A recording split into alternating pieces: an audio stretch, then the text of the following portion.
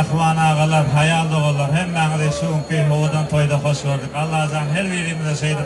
Avrayla oğul kıyıp perden geçtirip olan baktı güllerine kuvanmak netiresini uğrarsan, toylar kutlu olsun. İn ulardığın Kabe'ni bakt etmek şu gelinin sol arzuğulanda sana madama indes olsun, yoldaş olsun.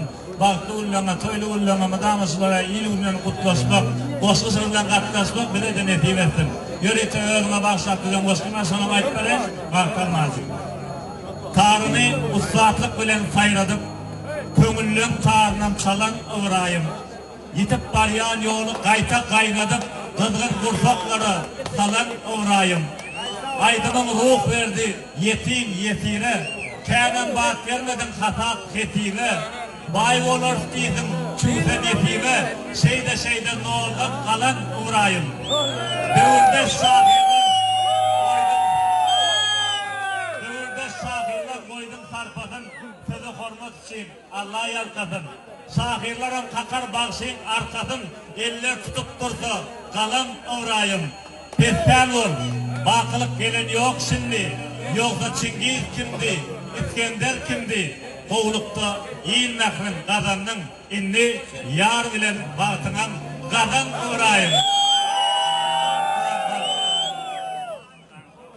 Kerim Halisi İbrahim Zan'ın en çı aydımlarında sözleri Kerim Zan'ın o var mı bakıyorum Kerim'e?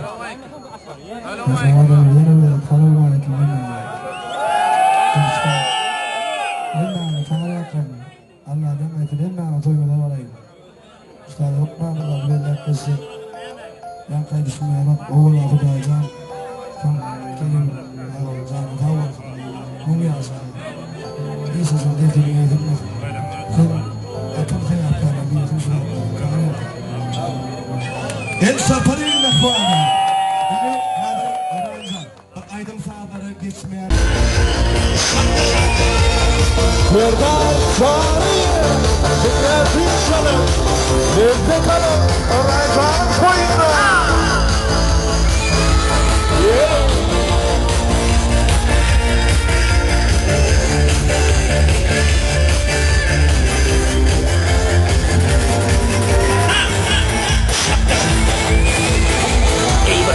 على من إبراهيم زانا على من محمد والزانا ويشيني تكون تاني فالخبر كبير على سلطانك وكل لهم تاني بريان